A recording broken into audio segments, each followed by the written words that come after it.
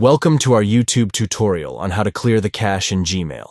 If you're experiencing issues with your Gmail app on your Android device, clearing the cache can often help to resolve the problem. Here's how you can do it.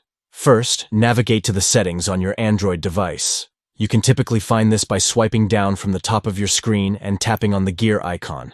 Next, locate and tap on the Apps option in the Settings menu. This will bring up a list of all the apps installed on your device. Scroll through the list until you find the Gmail app. Tap on it to open the app settings. Within the Gmail app settings, you will see an option for storage. Tap on this option to view the storage settings for the Gmail app. Finally, at the bottom right of the storage settings screen, you will see an option to clear cache.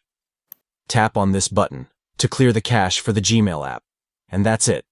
You have successfully cleared the cache for the Gmail app on your Android device.